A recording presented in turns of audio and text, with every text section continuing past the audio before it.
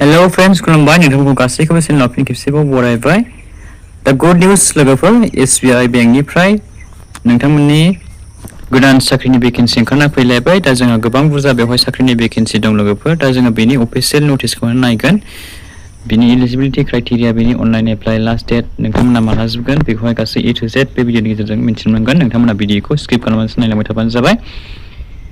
आरो बेजों लोगोसे नोंथांमोना सोरबाफोर जुदि चेनेलाव गोदानै फैदोंब्ला आरो दासिमबो चेनेलखौ नोंथांमोना साबस्क्राइब खालामनानै लायाखैब्ला नोंथांमोना गिबियावनो चेनेलखौ साबस्क्राइब खालामनानै लाग्रोलायजोबबानो जाबाय दे लोगोफोर। दानिया जोंहा SBI बेंकनिफ्राय गोदान साख्रिनि भेकेन्सि ओंखारना फैदों। बेबो जोंहा गोबां बुरजा भेकेन्सि दं लोगोफोर। 2994 जोंहा साख्रिनि भेकेन्सि दं CBO आवहाय। दा बे जाहैबाय जोंहा सार्केल बेस अफिसारनि बियो स्टेट बेंक अफ इण्डियानिफ्राय फैदों। 2964 पस्ट दं बेवहाय जोंहा। दा जोङो बिनि अफिशियेल नटिस एडभार्टाइजमेन्टखौहाय नायगोन लोगोफोर। दा जोंहा नैबेनो नटिसाहाय दा बिनि अनलाइन एप्लाइआहाय जागासिनो दं लोगोफोर। बिनिफ्राय लास्ट डेटआ बिनियाहाय मे मासनिनो 29 आवहाय, बारा गोबाव सम गैला, जोबनोसै। 29 मेआवनो लास्ट डेट लोगोफोर बेनि अनलाइन एप्लाइ प्रसेसाहाय। दा बेवहाय नोंथांमोना नायदो नै, बेवहाय केटेगरि वाइज भेकेन्सिखौहाय रानदों। जोंहा नै निउ दिल्लीयावहाय नायदो नोंथांमोना मा जायगायाव दङ। दिल्ली, उत्तराखन्ड, हारियाना, उत्तर प्रदेश बेवहाय दङ जोंहा हिन्दीनि। दा बेवहाय गासै टटेल जोंहा 30टा भेकेन्सि दं लोगोफोर। बे जोंहा माबायाहाय रेगुलार भेकेन्सियाहाय। बेनिफ्राय जोंहा माखासे बेकलग भेकेन्सिफोर दंबावो। बेकलग भेकेन्सिया जोंहा बेवहाय बेसेबां दं नोंथांमोननियाहाय 19 जन दं लोगोफोर। दा बेवहाय गासै टटेल जोंहा अल इण्डिया, अल आसाम बेवहाय गासै टटेल जोंहा बेसेबां जायोमोन लोगोफोर 2964 ना बेसेबां जायोमोन लोगोफोर। दा नोंथांमोना बेखौहाय केटेगरि वाइज मिन्थिबाय। दानिया लोगोफोर नोंथांमोननि एलिजिबिलिटि क्राइटेरिया, जायनाखि नोंथांमोननि फरायनायाहाय बेसेबां जानांगोन लोगोफोर। नोंथांमोननि फरायनाया मिनिमाम नोंथांमोननिया ग्रेजुवेट जाथारनांगोन लोगोफोर, डिग्रि पास जाथारनांगोन नोंथांमोना। बेनिफ्राय एनि रिकगनाइज नोंथांमोनाहाय जायखिजाया नोंथांमोना एक्सपिरियेन्स थानाय जानांगोन, बेखौहाय बेवहाय बुंदों लोगोफोर। दा नोंथांमोना अब्लासो एलिजिबोल जागोन लोगोफोर। बेनिफ्राय नोंथांमोननि एज लिमिटाहाय नोंथांमोना 21 इयार्स जाथारनांगोन लोगोफोर। 18 इयार्सआहाय हानाय नङा। मिनिमाम नोंथांमोननिया 21 इयार्स जाथारनांगोन। बेनिफ्राय नोंथांमोना 30 इयार्ससिम हागोन लोगोफोर बेवहाय। ओमफ्राय माखासे एज रिलेक्सन बेथ' थाखायोखा।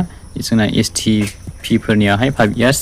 ओमफ्राय माखासे केटेगरिफोरनिया नै नोंथांमोना बेखौ नायनानै लाबानो जाबाय बेसेबां एज रिलेजिबोल होदों। दा बेनोसै आरो लोगोफोर। दानिया जोंहा लोगोफोर एग्जामहाय मा रोखोमनि जागोननो, जोंहा अनलाइन टेस्ट जागोन लोगोफोर। 120 मार्क्सनि फैगोन।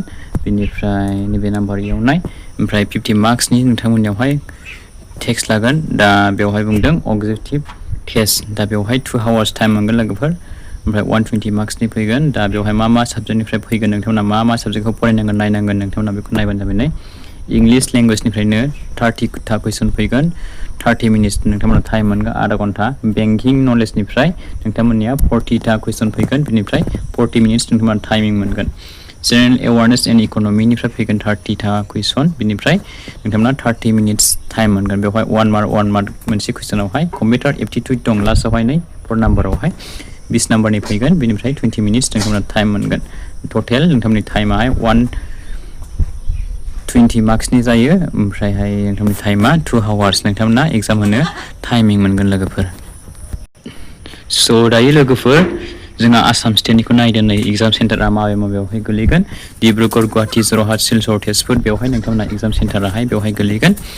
दा नोंथांमोना बेवहाय डिब्रुगड़, गुवाहाटि, जरहाट, सिलचर, तेजपुरावहाय नोंथांमोना एग्जामखौहाय हैनो मोनगोन आसामनिया। बेनिफ्राय नोंथांमोना एग्जामावहाय पास जायोबा नोंथांमोननि थाखाय 50 मार्क्सनि नोंथांमोनावहाय इन्टारभिउ लाबोगोन लोगोफोर। नोंथांमोनाव 50 मार्क्सनि नोंथांमोनाव इन्टारभिउ लाबोगोन। बेखौ पास जाब्लासो नोंथांमोना साख्रिखौ मोननो हागोन। दा लास्टआवहाय फाइनाल सेलेक्सन प्रसेसआहाय माबायदि खालामगोन बिथांमोनाहाय। दा लास्टआवहाय नोंथांमोननियाहाय मा रोखोम जागोन होनोब्ला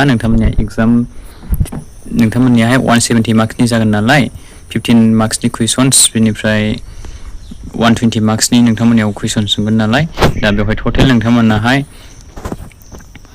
नोंथांमोना बेवहाय मा होनदों 120 मार्क्सआवहाय नोंथांमोना 75 मार्क्स लाखिनांगोन दै लोगोफोर बेनिफ्राय 50 मार्क्सआव नोंथांमोना 25 मार्क्स लाखिनांगोन नों अब्लासो नोंथांमोना टटेल 100 मार्क्स मोनबासो नोंथांमोना एलिजिबल जागोन लोगोफोर साख्रि मोननो थाखाय नोंथांमोना बेखौहाय नोंथांमोना मोजाङै नोजोर होबानो जाबाय लोगोफोर बेनिफ्राय लोगोफोर नोंथांमोननि सेलारियाहाय 48,000 निफ्रायनो स्टार्टिं जागोन बेनिफ्राय आप टु नोंथांमोननियाहाय 85,000 सिम नोंथांमोना जाहैगोन नोंथांमोननि सेलारियाहाय पार मान्थ दा लास्टआवहाय जोंहा एप्लिकेसन फिस दंबावो लोगोफोर नोंथांमोना जेब्ला अनलाइन एप्लाइ खालामगोन नोंथांमोना general EWS OBC बिथांमोननियाहाय 750 rupees payment खालामनांगोन अनलाइन बेनिफ्राय SC ST PWD केन्डिडेट्सफोराहाय थाइसेबो पेमेन्ट गारनाङा लोगोफोर नोंथांमोना पेमेन्ट खालामनांगौनि जेबो गोनांथि गैया नोंथांमोना फ्रि नोंथांमोना अनलाइन एप्लाइ खालामनो हागोन दा बेनोसै लोगोफोर बेनिफ्राय नोंथांमोननि अनलाइन टेस्टआहाय नोंथांमोननिया जुलाइ मान्थआवहाय नोंथांमोननिखौ